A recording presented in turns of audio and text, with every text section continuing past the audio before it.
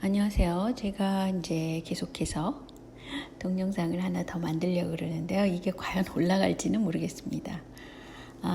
제가 보기에는 한국의 위상은 빈부 차이가 커져 있기 때문에 사실은 이 GDP나 그런 지수가 정확히 그 실질적인 생활을 반영하고 있지는 않다고 보고 있습니다. 그럼에도 불구하고 중진국보다는 조금 나아진 상태로서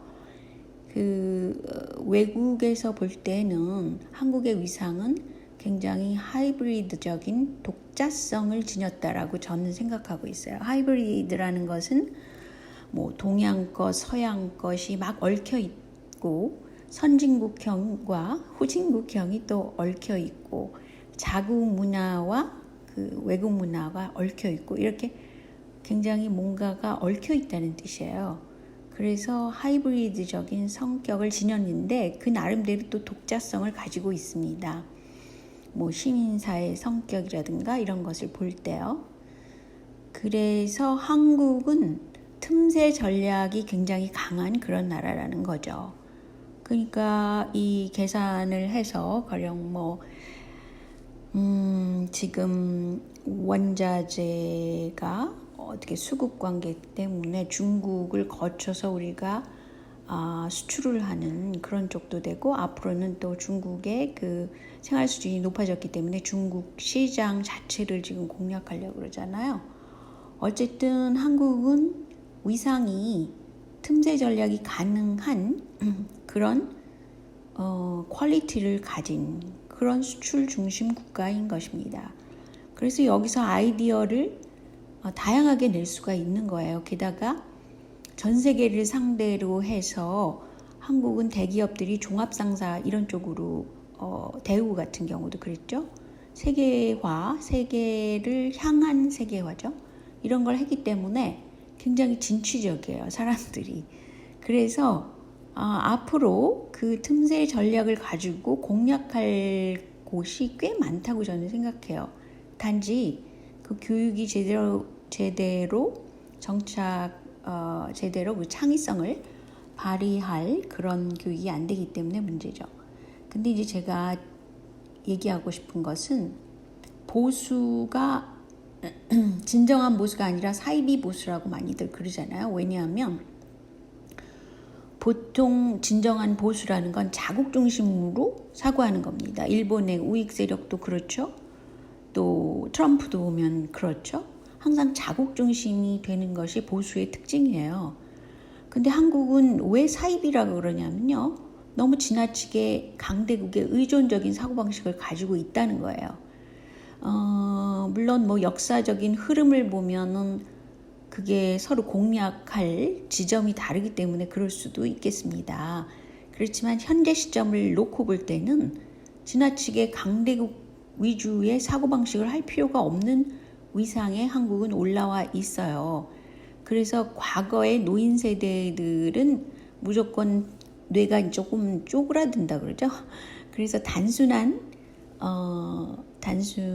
논리를 갖고 있기 쉽기 때문에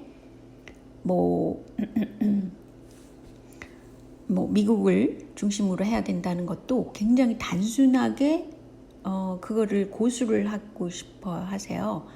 또 기독교를 죄송합니다. 기독교를 가지신 분도 기독교가 미국에서 많이 그 전파가 됐기 때문에 또 이승만 이하 미국 쪽의 주류를 따르려고 그래요. 근데 한국이 어떤 대중화된 보수세가 되려면 현대 시점에서 가장 필요한 것이 무엇이 여지껏 문제가 됐나, 그래서 문제점을 축소하고 조금 멀리 미래는 아니더라도 현재 문제를 해결해 주면 되는 거 아니겠어요? 그래서 너무 자국 중심이 아닌 보수세가 있다는 거죠. 그래서 공격당하기도 너무 쉽죠. 왜냐하면 보통 보수세는 정치세를 얻기가 너무 쉬운 세가 보수세예요. 왜냐하면 자기를 위한 그런 정치세이기 때문에 그렇습니다. 그런데 이상하게도 진보 쪽에서 사실은 그 보수세가 가져야 할 자국 중심의 것을 진보 쪽에서 마치 자기네가 진짜 애국진보다 이런 쪽으로 가도록 그런 이미지를 더 씌우고 있어요. 그렇기 때문에 많이 그 대중들은 오해를 하시는데요. 한국의 진보의 그 두뇌들은 자국 중심의 생각을 안 해요. 솔직히 얘기해서는. 그렇지만 어떤 바람을 타고 그것을 진보 쪽에 세를 붙이게 하기 위해서 왜 일본 이제 반대 운동 그런 거 했잖아요. 근데 그런 건 나쁘지는 않죠. 근데 제가 말하려고 하는 것은 생각은 다른 데가 있으면서도 그 세를 불리기 위해서 그런 걸 이용한다는 거죠. 마치 애국자들은 자기네인 양 그렇게 그렇게 이미지화 한다는 것이죠. 근데 왜 그런 얘기를 하냐면요. 사실은 진보에서 굉장히 중시하고 있는 조국이나 유시민 이 분들의 사고방식 좀 보면은요.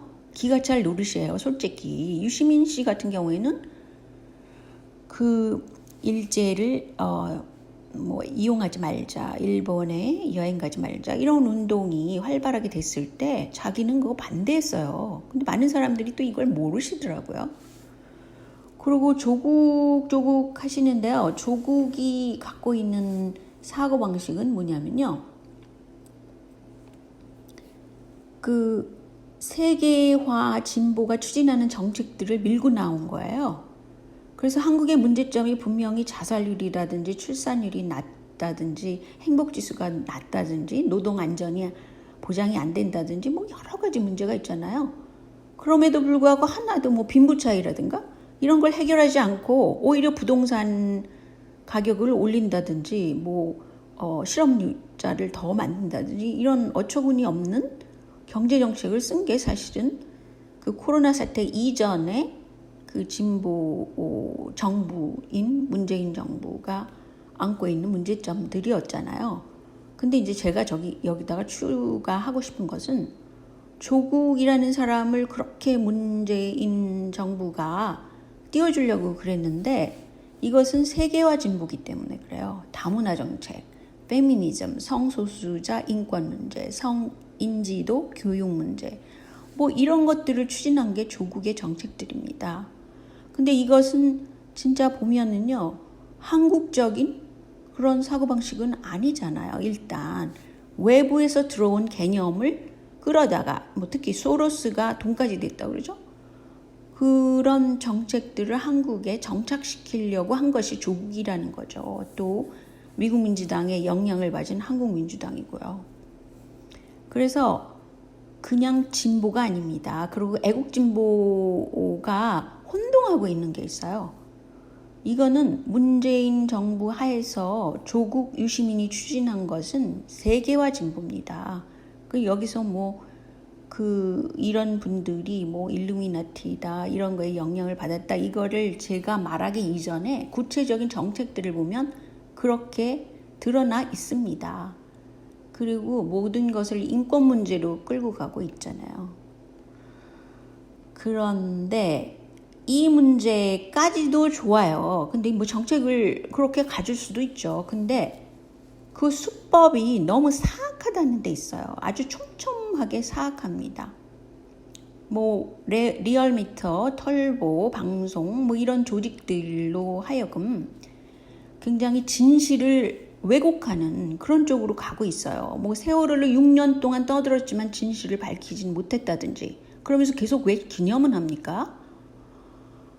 그랬다든지 모든 그 역사적인 사건을 이념화해가지고 추모를 한다든지 이런 거는 사실 쓰잘데없는 거죠. 역사적인 거면 우파에서도 주장하는 역사적인 일이 있고 좌파에서도 주장하는 거 있으면 그냥 두면 되는 겁니다. 한국은 굉장히 하이브리드하다 그러잖아요. 역사 자체가 복합적인 것이죠. 그렇기 때문에 그냥 놔두고 그런데도 불구하고 드루킹 사용, 드루킹이 얘기를 이미 했잖아요.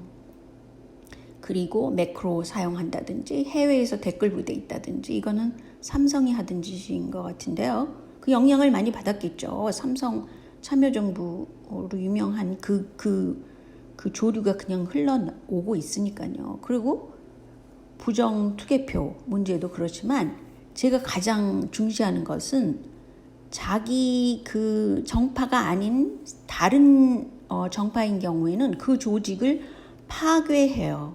그런데 위장해서 파괴를 하기 때문에 그게 너무 교묘한 거죠. 그래서 제가 뭐 어떤 다른 분을 만약에 지지를 했다. 그러면 그 속에 모임 속에는 분명히 그 여론을 이상하게 끌고 가려는 그런 뭐 스파이가 꼭 들어있는 거죠. 세상에. 이렇게 사악하다는 겁니다. 그래서 지금 부정 개표 문제뿐 아니라 세세하게 사악해요, 이 사람들이.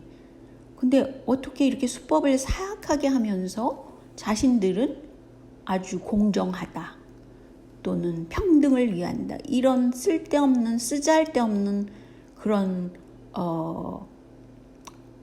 그 표 같은 것을 내 겁니까? 저는 이거에 흥분하는 거예요, 사실은. 왜 사람들이 사악하게 자기가 집권을 하려고 그래요? 공정하지 않다는 거죠. 물론 보수의 잘못된 점도 있긴 하지만 그럼 자기네들이 공정하게 정책적으로 딱딱 일을 잘해줬으면 한국이 필요로 하는 일을 잘해줬으면 그렇게 지지율이 낮을 필요가 없죠. 쓸데없이 그 지지율도 조작해가지고 그렇게 그 사람들의 뇌를 개, 돼지의 뇌처럼 바꿀 필요가 없는 겁니다.